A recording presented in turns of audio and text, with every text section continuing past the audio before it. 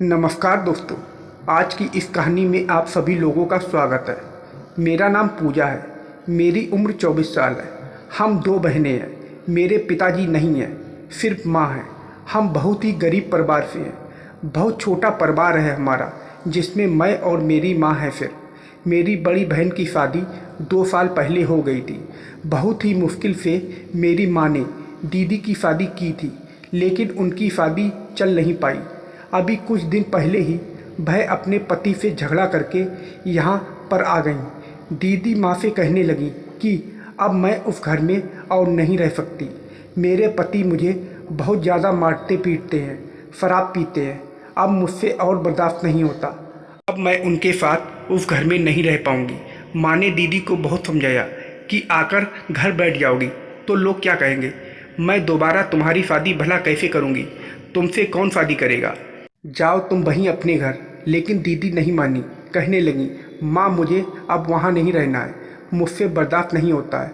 वह आदमी मुझे जीने नहीं देगा। माँ एक दिन मेरी जान ही ले लेगा। मर जाने से अच्छा है कि मैं यहीं रहूँगी। मैं सारा काम करूँगी घर का। मुझे घर में रहने दो। कुछ दिनों में दीदी ने अपने पति से तलाक ले लिया। दीदी ने माँ की बात नहीं सुनी। इस बात से माँ बहुत दुखी थी। उनको बहुत चिंता हो रही थी मेरी। वह कहने लगी, अब कैसे भी करके पूजा की शादी कर दूं, कैसे भी करके बस, और इसकी शादी कहीं दूर से कर दूंगी। मेरी माँ ने मेरे लिए एक पड़ोस की चाची थी, उनसे मेरे रिश्ते की बात की। उन्होंने कहा, मेरी जानकारी में एक पंडित जी हैं, उनके पास बहुत सारे रिश्ते आते हैं। मेरी माँ ने उनसे कहा, देखो मैं बहुत गरीब हूँ, सब तो तुम्हें पता ही है। मैं सिर्फ अपनी बेटी ही दे सकती हूँ, तो इस बारे में भी तुम बात कर लेना। चाची ने कहा, ठीक है, तुम चिंता मत करो। एक हफ्ते बाद एक लड़का और उसके साथ में एक लड़का और था। 2 लड़के मुझे देखने के लिए आए। माँ इस बात से बहुत ज़्यादा खुशी थी कि मेरे लिए कोई आया है। लड़का दिखने में बहुत अच्छा था। माँ ने उससे पूछा, तुम्हारे घर का कोई और नहीं आया? तो लड़का कहने लगा, यह मेरा दोस्त है, मेरा नाम सुमित है। मेरे घर में सिर्फ मेरे पिताजी हैं, वह भी देख नहीं सकती, इसलिए मुझे अकेले ही आना पड़ा। मैं नौकरी करता हूँ। मुझे आपकी बेटी बहुत पसंद है और मुझे आपसे आपकी बेटी के सिवा और कुछ नहीं चाहिए। इस बात से मेरी माँ की खुशी का बिल्कुल ठिकाना ही नहीं था। उनको ऐसा ही रिश्ता तो चाहिए था, लेकिन मेरी दीदी को यह रिश्ता पता नहीं क्यों पसंद नहीं आया। वह माँ को अंदर एक कोने में लेकर गई। फिर कहने लगी, माँ पहले अभी सोच लो, उसके बाद में रिश्ता पक्का करना। इतनी जल्दबाजी ठीक नहीं है। मुझे तो कुछ गड़बड़ लग रही है। सिर्फ लड़का अकेले ही देखने आया। कम से कम पिताजी नहीं आ सकते थे तो कोई रिश्तेदार तो आ ही सकता था। माँ ने दीदी को डांट दिया कि तुम ये कैसी बातें कर रही हो, अपना घर उजाड़ कर बैठी हो। अब मेरी छोटी बेटी का घर भी बसने नहीं दोगी तुम।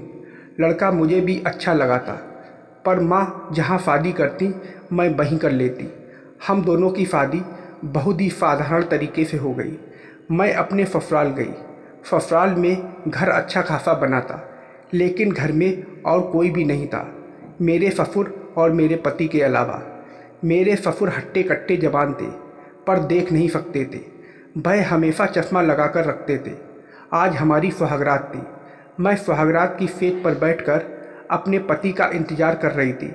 जैसे ही मेरे पति कमरे में आए, आकर मेरे पास बैठे, मेरा घूंघट उठाया और कहने लगे, मैं बहुत ज़्यादा खुशकिस्मत हूँ जो मुझे तुम जैसी खूबसूरत बीवी मिली है। तो तुम्हें पाकर मैं बहुत ज़्यादा खुश हूँ पूजा।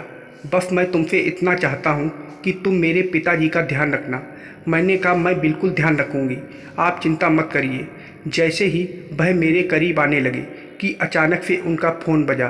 फ़ोन पर वह बहुत अजीब सा बर्ताव कर रहे थे। ऐसा लग रहा था जैसे कोई बहुत बड़ी बात हो गई है। बहुत परेशान लग रहे थे। फिर मैंने पूछा कि क्या हुआ, तो मुझसे कहने लगे, पूजा मुझे अभी यहाँ से जाना पड़ेगा, बहुत ज़रूरी काम है, बहुत बड़ी मुसीबत हो गई है, मुझे माफ़ कर देना। सुहागरात वाली रात मैं तुमको अकेला छोड़कर जा रहा हूँ। मुझे इस बात से थोड़ा बुरा लगा, लेकिन मैंने कहा, कोई बात नहीं, आप कब तक आएंगे? तो वह कहने लगे, मैं तो पता नहीं कब आऊँगा, लेकिन मैं बाहर जा रहा हूँ। तुम्हें पता है ना कि मैं बाहर नौकरी करता हूँ। मैं जाऊंगा, जैसे ही सब कुछ ठीक हो जाएगा उसके बाद मैं तुम्हें अपने पास ही बुला लूँगा। तब तक तुम पिताजी का ध्यान रखना। उसके बाद वह तुरंत निकल गए। मैं कमरे में अकेली बैठी थी। मुझे कुछ भी अच्छा नहीं लग रहा था। शादी को लेकर मेरे कितने अरमान थे और आज तो मेरी सुहागरात थी। एक तो नया घर था, ऊपर से आज की रात मैं अकेली हो गई थी। पति भी छोड़कर चला गया था। अब मैं क्या करती? मुझे नींद भी नहीं आ रही थी। फिर अचानक से मुझे कुछ आवाज़ सुनाई दी तो मैं फ़ौरन खड़ी हो गई और कमरे से बाहर निकल कर देखा तो मेरे ससुर खड़े थे। उनको देखकर मैं थोड़ा डर गई। मैंने कहा, क्या बात है पापा, आपको कुछ चाहिए क्या? वह कहने लगे, नहीं, कमरे में मेरा मन नहीं लग रहा था, इसलिए मैं इधर आ गया हूँ। रात भी बहुत हो गई है, अब लगता है कि मुझे कमरे में ही जाना चाहिए।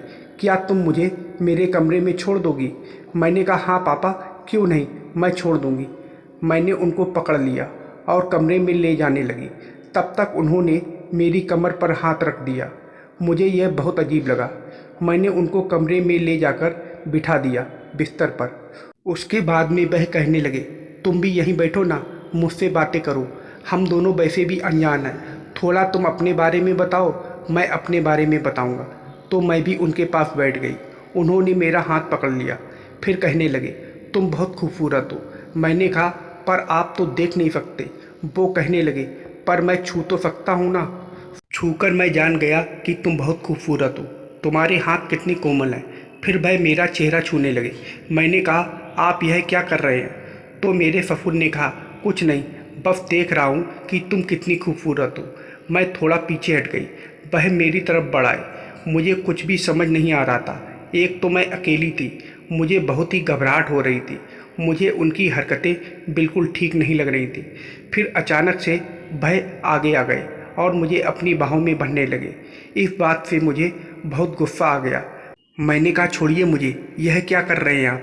वह फिर कहने लगे कि तुम इतना नाटक क्यों कर रही हो? आज तुम्हारी सुहागरात है और सुहागरात पर तुम्हारा पति तुमको छोड़कर चला गया। तुम बहुत अकेला महसूस कर रही होगी। मैं तुम्हारा अकेलापन दूर कर सकता हूँ, और वैसे भी तुम्हारा पति तो बाहर नौकरी करता है। तुम मेरे साथ ही रहो, मैं तुम्हें बहुत खुश रखूँगा। यह मत समझो कि मेरी उम्र ज़्यादा है, अभी भी मैं जवान हूँ, मेरे अंदर बहुत ताकत है, मैं तुम्हें बहुत खुश रखूँगा। इतना कहकर वह मेरे एकदम करीब आ गए। उन्होंने मुझे पकड़ लिया। मैंने कहा, छोड़िए मुझे, आप यह कैसी बातें कर रहे हैं? इतनी घटिया सोच आपकी कैसे हो सकती है? मैं आपकी बहू हूँ, आपकी बेटी जैसी हूँ। वह कहने लगे, मैं बस तुमसे प्यार करना चाहता हूँ। तुम मुझे बहुत खूबसूरत लगती हो। तुम्हें लगता है कि मैं अंधा हूँ? उसके बाद जो उन्होंने किया उससे तो मेरे होश ही उड़ गए। उन्होंने अपना चश्मा उतार कर रख दिया। उनकी आंखें तो एकदम ठीक लग रही थी। वो मुझे देख रहे थे। मुझे अपनी आंखों पर यकीन नहीं हो रहा था कि यह सब क्या हो रहा है। फिर मुझे एकदम से वह छूने लगे, कहने लगे, मैं सिर्फ अंधेपन का नाटक करता हूँ, मैं अंधा नहीं हूँ। मेरे बेटे ने तुमसे शादी सिर्फ मेरे लिए की है। मेरे बेटे की शादी हो चुकी है, उसकी बीवी शहर में उसके साथ में रहती है। इस उम्र में भला मुझे कौन अपनी जवान लड़की क्यों देता, और मुझे किसी औरत से शादी नहीं करनी थी। मेरी बीवी मुझे कई साल पहले छोड़कर चली गई, लेकिन मैं अकेले नहीं रह सकता। मुझे अकेलापन बहुत सताता है और मुझे कोई जवान लड़की चाहिए थी। इसलिए मैंने अपने बेटे से कहा, तुम किसी गरीब घर की लड़की से शादी कर लो जो बहुत ज़्यादा खूबसूरत हो, और उसको यहाँ मेरे पास छोड़कर चले जाओ, नहीं तो मैं तुम्हें एक फूड़ी कौड़ी नहीं दूंगा। इसलिए मेरे बेटे ने तुम्हारे साथ शादी की, और आज सुहागरात वाली रात को तुमको छोड़कर वह चला गया मेरे लिए, ताकि मैं तुम्हारे साथ सुहागरात मना सकूं। और तुमको मैं अपने कमरे में इसीलिए तो लेकर आया हूँ। मैंने कहा, आप दोनों ने मिलकर मेरे साथ इतना बड़ा धोखा किया। मैं अभी जा रही हूँ यहाँ से। जैसे ही मैं उठकर जाने लगी, उन्होंने मेरा हाथ पकड़कर रोक लिया। मेरे साथ ज़बरदस्ती करने लगे। मैं चिल्ला रही थी।